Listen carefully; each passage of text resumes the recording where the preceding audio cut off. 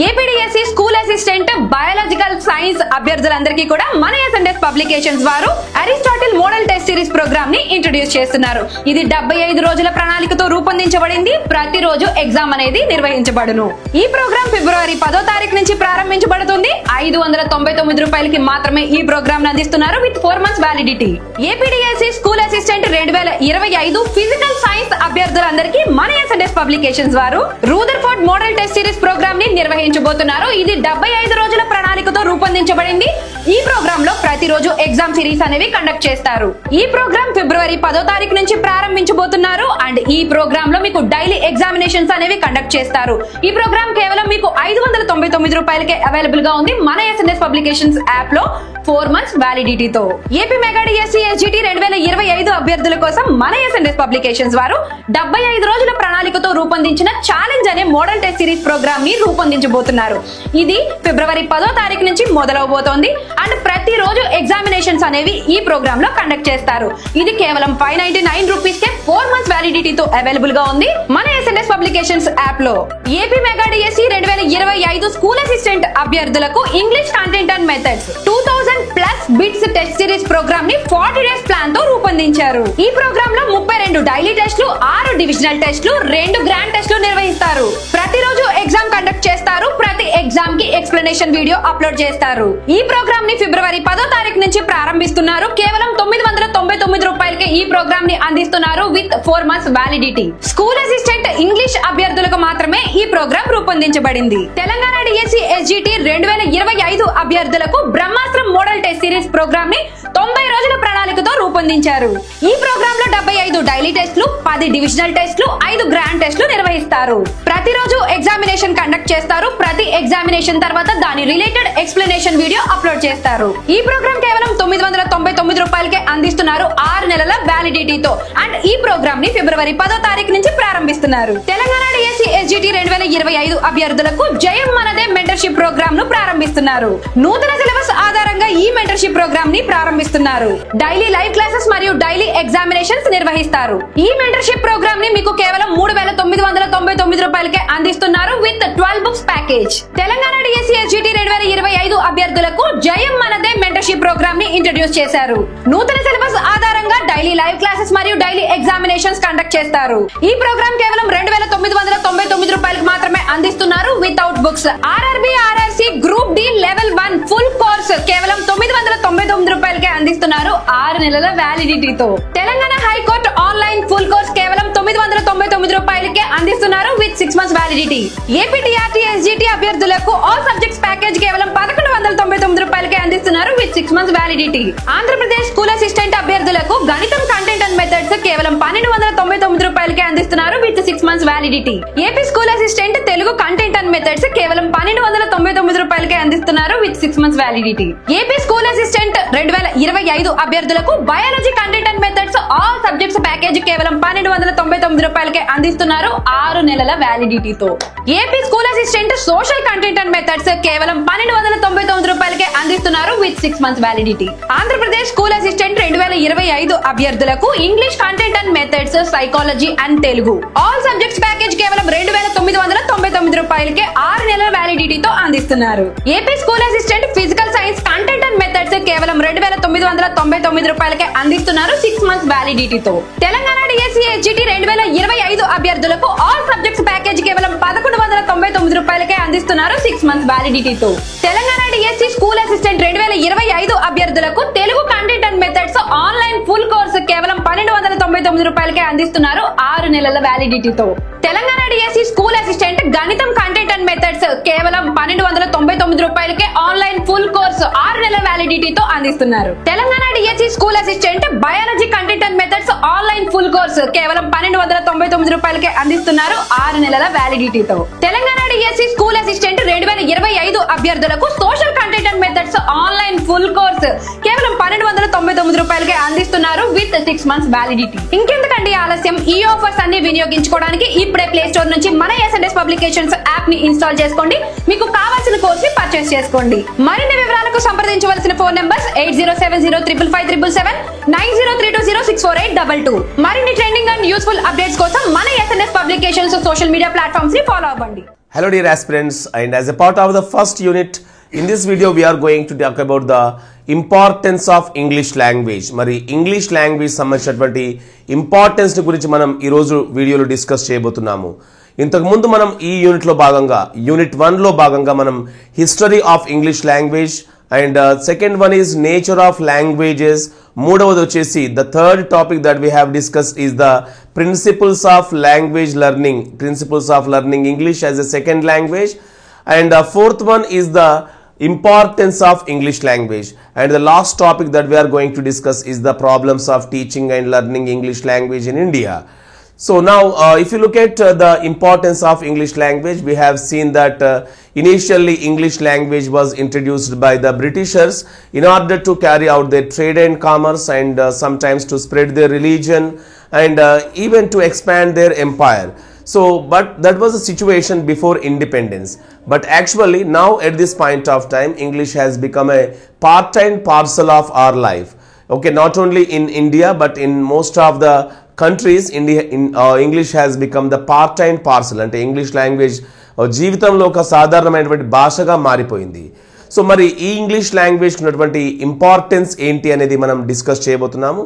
We talk about 2 points under the importance of English language. One is what are the famous what does the famous persons say about English language, and what is the status of English language in India, and third one is the significance of or the uses of English language. మరి English language ఏ fields లో ఉపయోగించబడుతుంది అనేది మూడవ concept గా మనం ఈ విషయాల్ని ఇక్కడ డిస్కస్ చేయబోతున్నాము. Right, the concept is the importance of English language.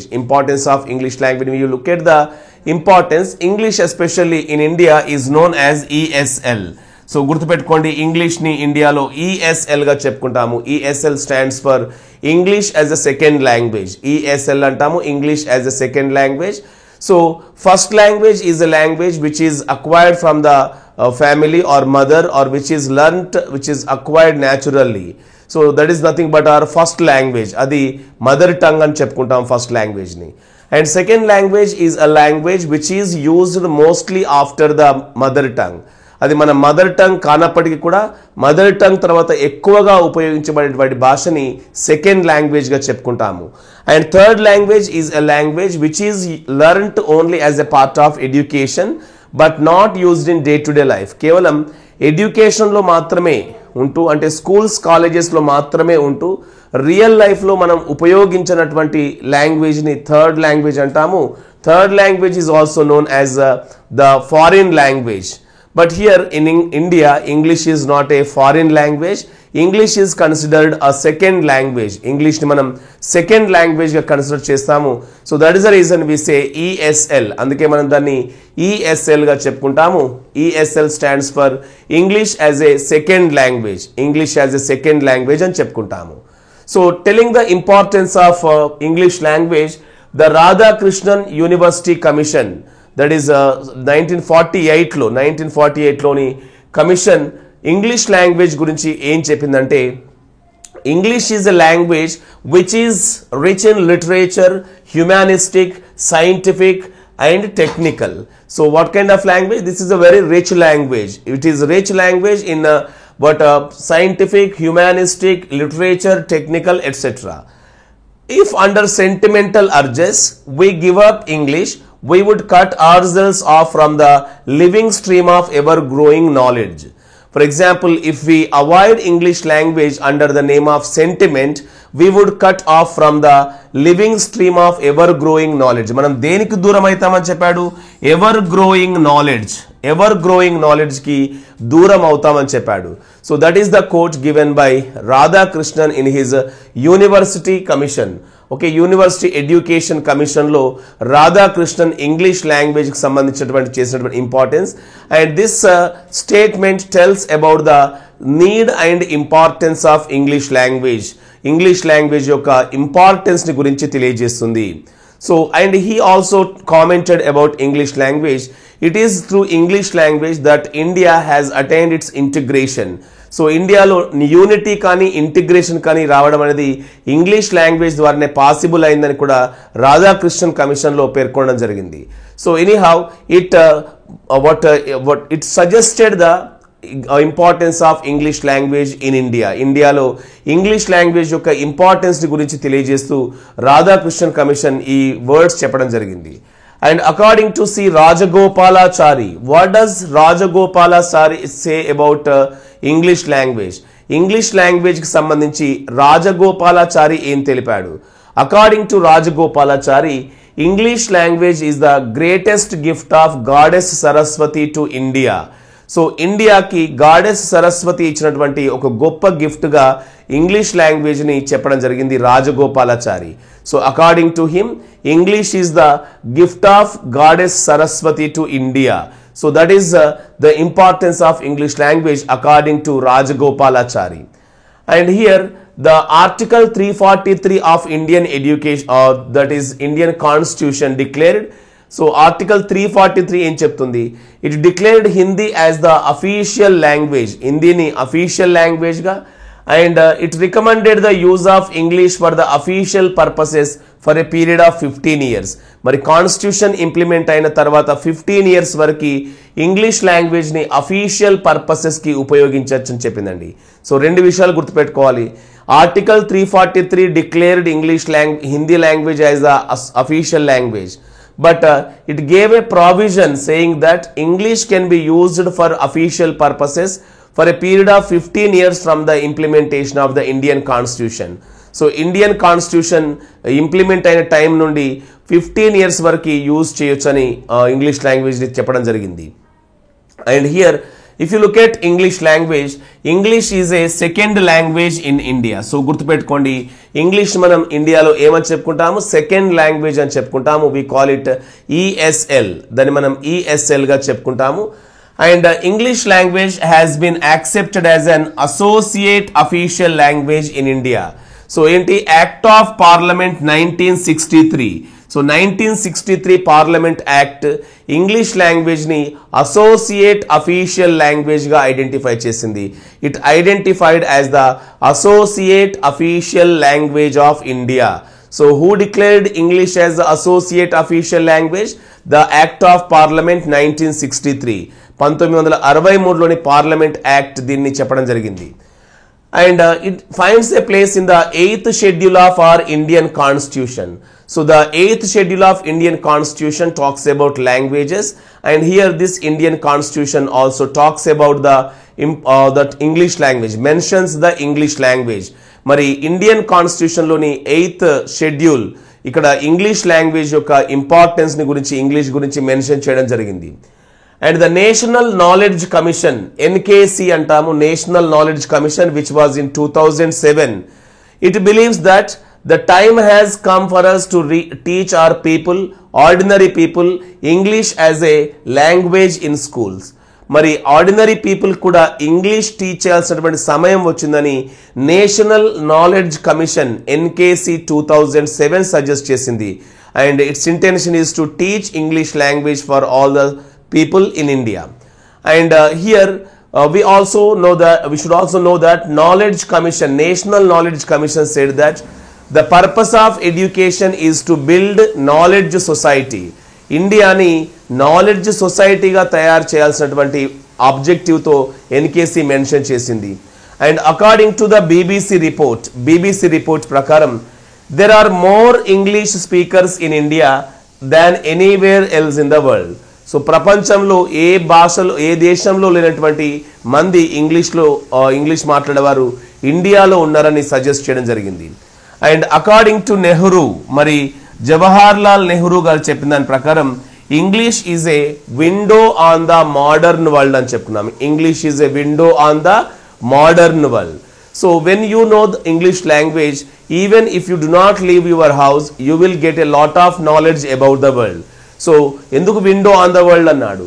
ఒకవేళ మనం బయటకు వెళ్లకుండా కూడా ఇంగ్లీష్ లాంగ్వేజ్ తెలిసినట్లయితే అవుట్ సైడ్ వరల్డ్ గురించి తెలుసుకోవచ్చు అని చెప్పాడు. ప్రపంచం మొత్తాన్ని గురించి కూడా తెలుసుకోవచ్చు అన్నాడు. So those are the remarks by Nehru about English language. English language సంబంధించి జవహర్ లాల్ నెహ్రూ చెప్పినటువంటి మాటలు. And here English is known as a link language. English ని మనం లింక్ లాంగ్వేజ్ అని చెప్పుకుంటాము. This is also known as a bridge language. Bridge language. It is also known as a common language. It is also known as a lingua franca. So దీన్నే lingua franca గా కూడా మనం చెప్పుకుంటాము. So link language, bridge language, common language or lingua franca. It is called with all these names because this is the language which people from different language backgrounds make use of.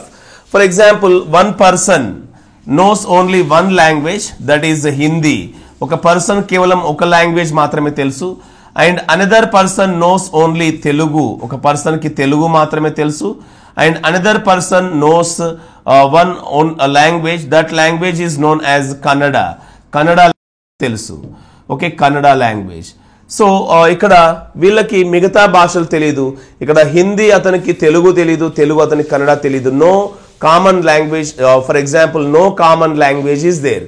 ఈ ముగ్గురికి common language కనుక లేదనుకోండి, common language అయినప్పుడు ఈ ముగ్గురు ఎక్కువ కాలం interact అయినప్పుడు ఒక న్యూ లాంగ్వేజ్ వస్తుంది.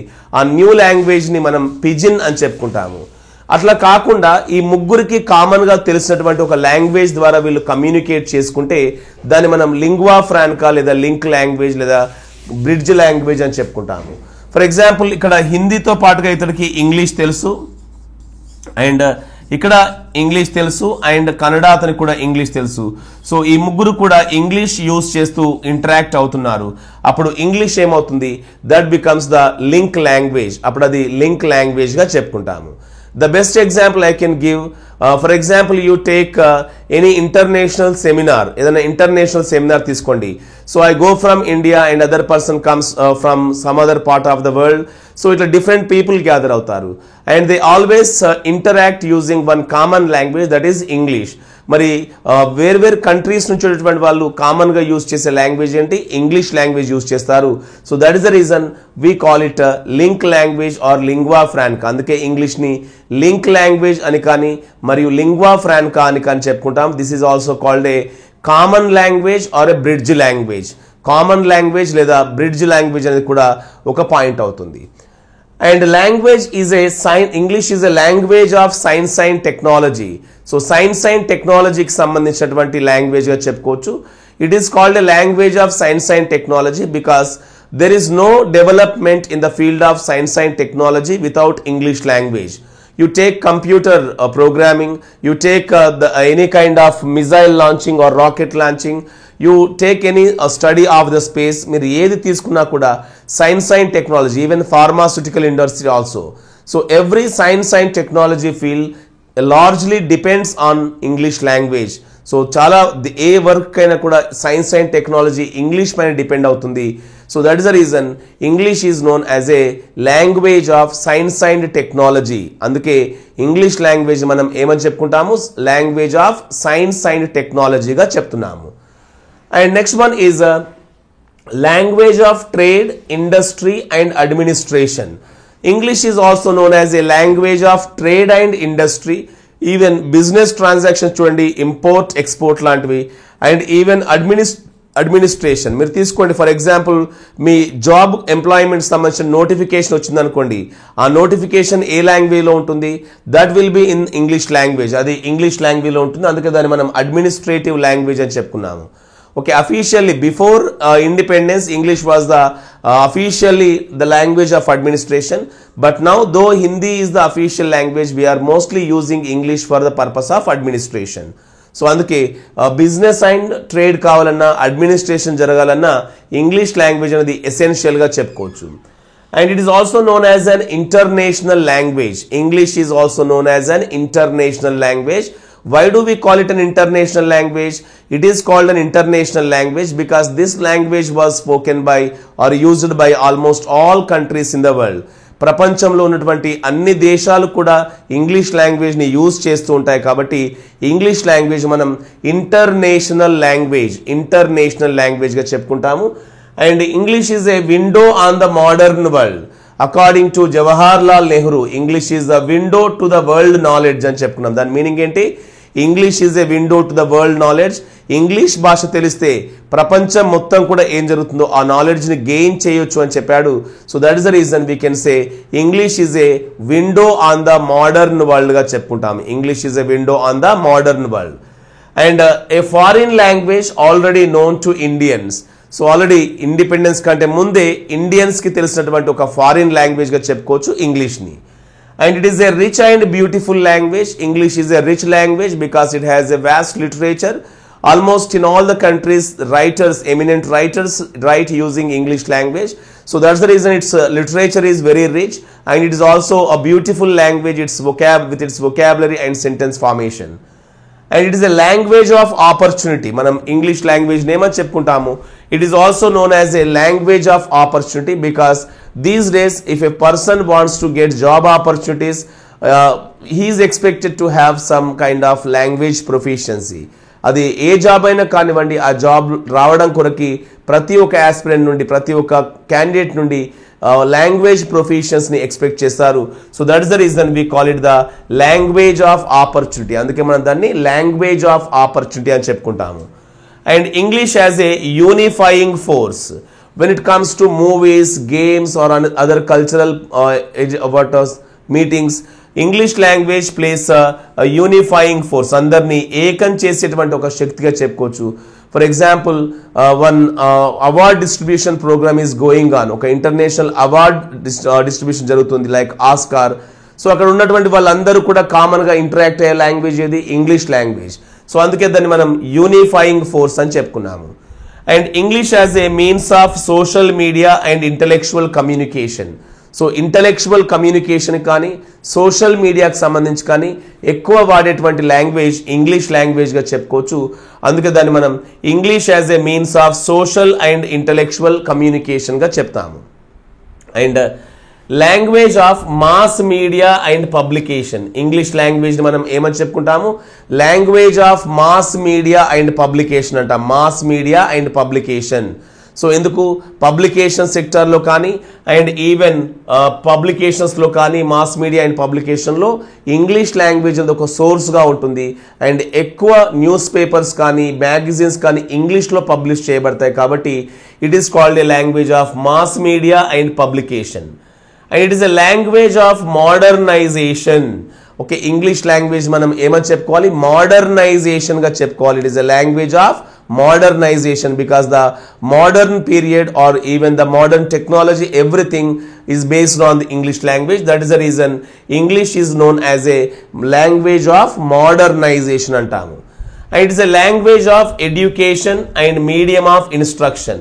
ఇంగ్లీష్ లాంగ్వేజ్ మనం లాంగ్వేజ్ ఆఫ్ ఎడ్యుకేషన్ అని చెప్పుకుంటాము because these days not only the parents and teachers and even students, even the governments also want to educate the learners in English language. English as a medium of instruction. మరి even governments కూడా English లాంగ్వేజ్లోనే medium of ఇన్స్ట్రక్షన్గా ఉండాలని చూస్తున్నాయి. Okay, that is also before and after independence. స్వాతంత్రానికంటే ముందు, స్వాతంత్రానికి తర్వాత ఇంగ్లీష్ లాంగ్వేజ్ మనం మీడియం ఆఫ్ ఇన్స్ట్రక్షన్గా వాడుతున్నాము. So that is the point here. And language of social status. And people feel it as a social status to use English language in communication. Communication కొరకి English వాడడాన్ని చాలా మంది social status గా feel అవుతారు. So అందుకే English language మనం ఏమని చెప్పుకున్నాం? It is a language of social status and it is a language of source. English language is a language of source. Why do we call it a language of source? It is called a language of source because in every language, the source for every knowledge, we have a source in English language. For example, if I want to learn a subject, oka subject philosophy నేర్చుకోవాలనుకుంటే, the roots or the base or the foundation of that philosophy will be in English language. దానికి foundation ఎక్కడ ఉంటుంది? English లాంగ్వేజ్లోనే ఉంటుంది. మీరు లైబ్రరీకి వెళ్ళి పుస్తకాలు తీస్తే ఎక్కువ బుక్స్, ఎక్కువ సబ్జెక్ట్స్ సంబంధించినవి ఇంగ్లీష్లో మనకు కనబడతాయి. సో అందు గురించి మనం దాన్ని సోషల్ స్టేటస్ ఏంటి లాంగ్వేజ్ ఆఫ్ సోర్స్గా చెప్పుకుంటున్నాము. ఏ సబ్జెక్ట్ కైనా సోర్స్ మనం ఇంగ్లీష్ లాంగ్వేజ్లో కనుగొనవచ్చు. It is a language of court and law. Even the court also makes use of English language for its judgment and communication. మీరు చూడండి కోర్ట్ అండ్ లా సంబంధించి అన్నీ కూడా ఏవైతే కమ్యూనికేషన్ ఉంటాయో అదంతా ఇంగ్లీష్ లాంగ్వేజ్లోనే జరుగుతుంది. కాబట్టి it is also known as a language of court and law. Court and law యొక్క లాంగ్వేజ్గా చెప్తాము.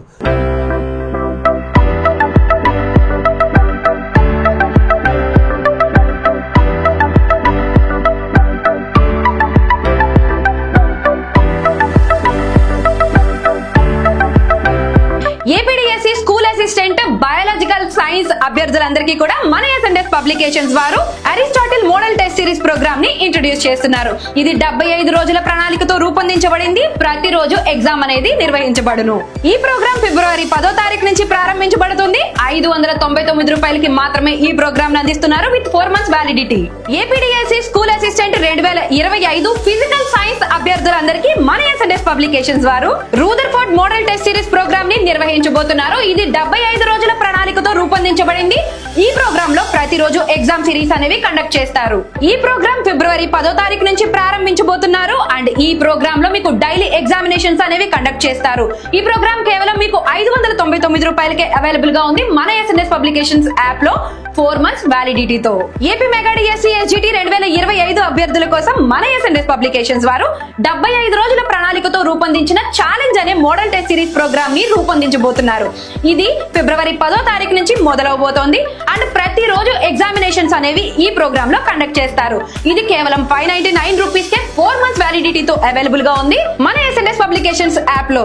AP mega DSC 2025 school assistant అభ్యర్థులకు English content and methods 2000+ bits test series programme ని 40 days ప్లాన్ తో రూపొందించారు. ఈ ప్రోగ్రామ్ లో 32 డైలీ టెస్టులు, 6 డివిజనల్ టెస్టులు, 2 గ్రాండ్ టెస్టులు నిర్వహిస్తారు. ప్రతిరోజు ఎగ్జామ్ కండక్ట్ చేస్తారు. ప్రతి ఎగ్జామ్ కి ఎక్స్ప్లెనేషన్ వీడియో అప్లోడ్ చేస్తారు. ఈ ప్రోగ్రామ్ ని ఫిబ్రవరి 10వ తారీఖు నుంచి ప్రారంభిస్తున్నారు. కేవలం 999 రూపాయలకే ఈ ప్రోగ్రామ్ ని అందిస్తున్నారు with 4 months validity. School assistant English అభ్యర్థులకు మాత్రమే ఈ ప్రోగ్రామ్ రూపొందించబడింది. తెలంగాణ డిఎస్సీ ఎస్జిటి 2025 అభ్యర్థులకు బ్రహ్మాస్త్రం మోడల్ టెస్ట్ సిరీస్ ప్రోగ్రామ్ ని 90 రోజుల ప్రణాళికతో రూపొందించారు.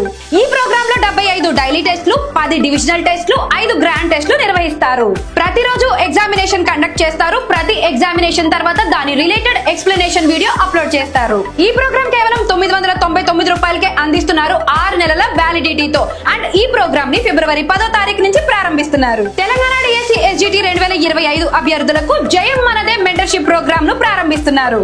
నూతన సిలబస్ ఆధారంగా ఈ మెంటర్షిప్ ప్రోగ్రామ్ ని ప్రారంభిస్తున్నారు. డైలీ లైవ్ క్లాసెస్ మరియు డైలీ ఎగ్జామినేషన్స్ నిర్వహిస్తారు. ఈ మెంటర్షిప్ ప్రోగ్రామ్ ని మీకు కేవలం 3999 రూపాయలకే అందిస్తున్నారు with 12 books package. Telangana DSC SGT 2025 అభ్యర్థులకు జయం మనదే మెంటర్షిప్ ప్రోగ్రామ్ ని ఇంట్రొడ్యూస్ చేశారు.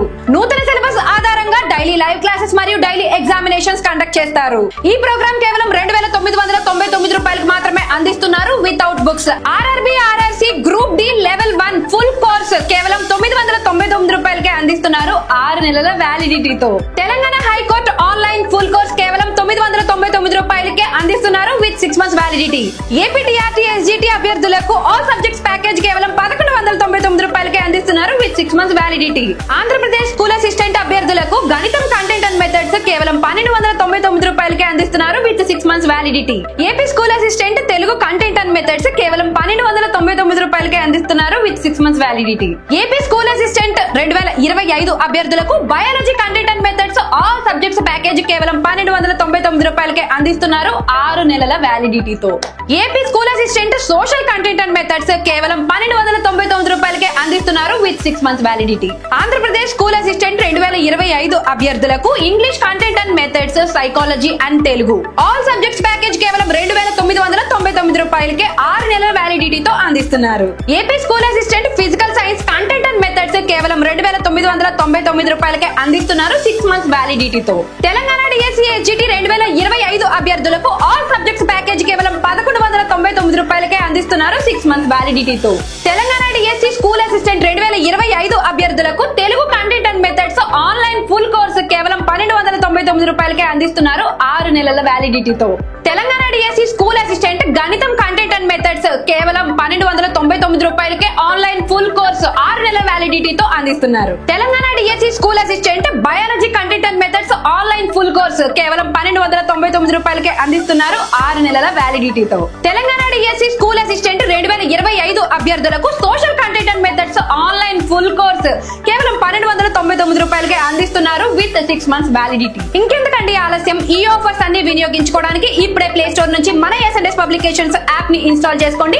మీకు కావాల్సిన కోర్స్ ని పర్చేస్ చేసుకోండి. మరిన్ని వివరాలకు సంప్రదించవలసిన ఫోన్ నంబర్స్ 8070557777 9032064822. మరిన్ని ట్రెండింగ్ అండ్ యూస్ఫుల్ అప్డేట్స్ కోసం మన SNS publications social media platforms ని ఫాలో అవ్వండి.